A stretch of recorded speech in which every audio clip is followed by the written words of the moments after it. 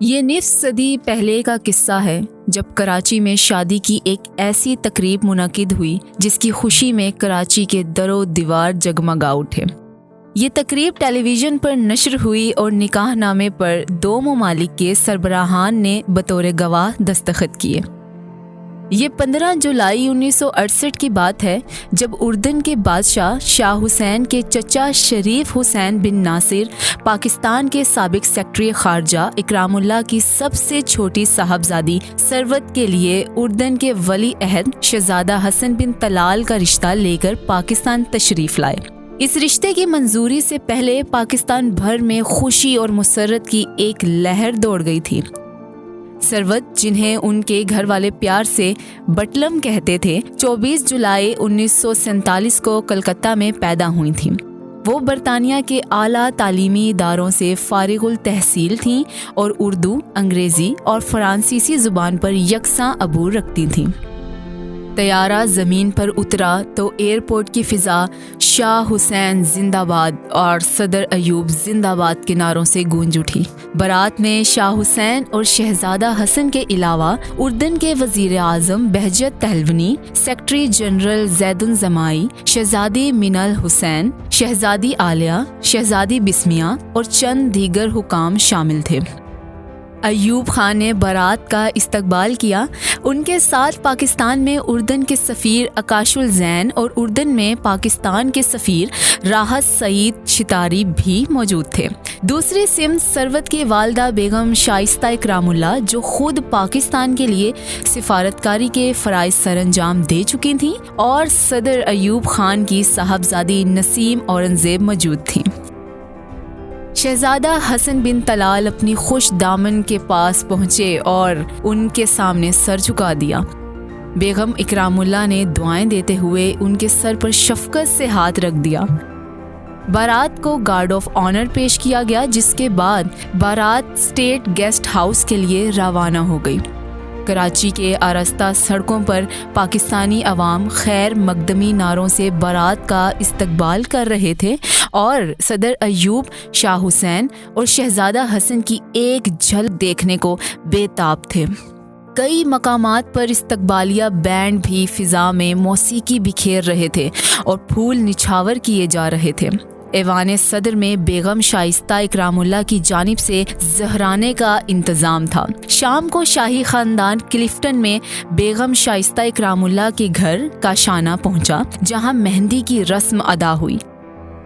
اس رسم میں ثروت، جو اب شہزادی ثروت کہلانے لگی تھیں، کی والدہ، بہنوں اور قریبی دوستوں نے شرکت کی۔ 7 سہاگنوں نے شہزادی ثروت کی ہتھیلی پر مہندی رکھ دی اور پھر ان کی دوستوں نے ایک حسین مشرقی رقص پیش کیا۔ اردن کی شہزادیاں یہ منظر حیرت سے دیکھ رہی تھیں۔ اس رات شہر بھر میں چراغاں کیا گیا تھا، مگر ایوان صدر سے کاشانہ تک کی سڑک کو تو کچھ زیادہ ہی اہتمام کے ساتھ سجایا گیا تھا۔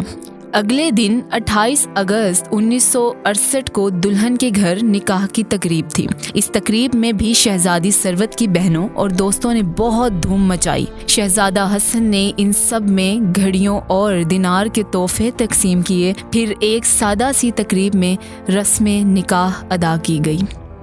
یہ نکاح عالم دین مولانا جمال میاں فرنگی محلی نے پڑھایا۔ اس نکاح میں اردن کے شاہ حسین، وزیر اعظم بہجت تہلونی اور پاکستان کے صدر ایوب کے علاوہ اعلیٰ حکام نے شرکت کی۔ نکاح نامے پر شاہ حسین اور صدر ایوب نے بطور گواہان دستخط کیے۔ پھر عارضی مصحف کی رسم شروع ہوئی۔ بیگم شائستہ اکرام اللہ اور ان کے گھر کی خواتین نے دلہا کو سلامی پیش کی، مگر جب دلہا واپس جانے لگے اور اسٹیج سے اترے تو انہیں معلوم ہوا کہ ان کا جوتا چھپایا جا چکا ہے۔ دلہن کی بہنوں نے 2000 دینار لے کر بہنوئی کا جوتا واپس کر دیا۔ اب بارات کی واپسی کا وقت تھا۔ محترمہ شائستہ اکرام اللہ نے کراچی کے ایک ہوٹل میں اسرانے کا اہتمام کیا تھا، جس میں دلہا اور دلہن کے علاوہ سینکڑوں افراد نے شرکت کی۔ اس تقریب میں کراچی کے مشہور شاعرہ وحیدہ نسیم نے حاضرین کو اپنے کلام سے محظوظ کیا اور مبارکباد پیش کی۔ مبارک ارض پاکستان کو یہ عزت افزائی، فضائے قبلہ اول نے کی جس کی پذیرائی۔ مبارک ہو مبارک عالم اسلام کو ثروت، حسن کی ہو بصیرت ملت بیضا کی بینائی۔ وحیدہ نسیم کے بعد مشہور مغنیہ مختار بیگم نے بھی بغیر ساز کے مبارکباد کا نغمہ گایا۔ یہ تقریب ٹیلی ویژن سے بھی نشر کی گئی، جسے دیکھنے کے لیے ہر گھر میں لوگوں کے ہجوم لگے ہوئے تھے۔ رات کو شاہ حسین نے دلہا دلہن اور ان کے اہل خانہ کو ایوان صدر میں عشائیہ دیا۔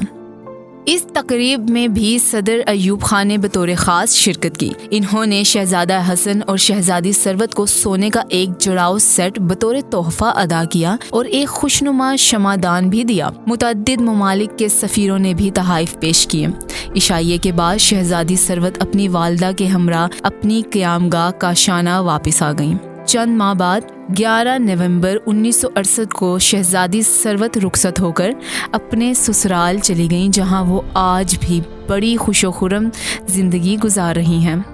شہزادی ثروت کے یہاں 3 بیٹیاں رحمہ، سمایہ اور بادیہ، ایک بیٹا راشد بن حسن پیدا ہوا۔ ان کی اور شہزادہ حسن کی تصویر اردن کے ڈاک ٹکٹوں پر بھی شائع ہوئی۔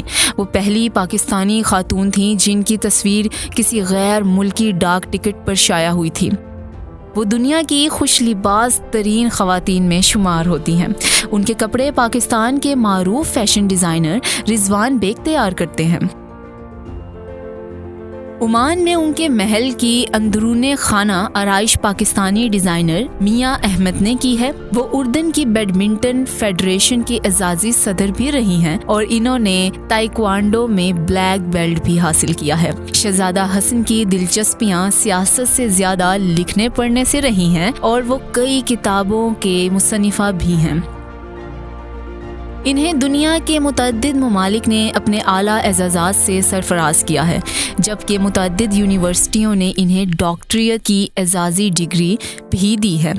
شادی کے بعد سال ہر سال شہزادہ حسن اردن کے ولی عہد کے منصب پر فائز رہے، لیکن پھر کہانی میں ایک نیا موڑ آیا اور شاہ حسین نے اپنی وفات 7 فروری 1999 سے چند روز قبل اپنے صاحبزادے شہزادہ عبداللہ کو اپنا ولی عہد نامزد کر دیا، جنہوں نے شاہ حسین کے انتقال کے فوراً بعد بادشاہت کا منصب سنبھال لیا۔ شہزادہ حسن نے بڑے وقار کے ساتھ بادشاہ کے حکم کی تکمیل کی اور نئے ولی عہد کے ساتھ وفاداری کا اظہار کیا۔ شہزادی ثروت اور شہزادہ حسن کی یہ شادی افسانوی شادیوں جیسی تھی اور اس کی یاد آج تک اہل پاکستان کے دلوں میں زندہ ہے۔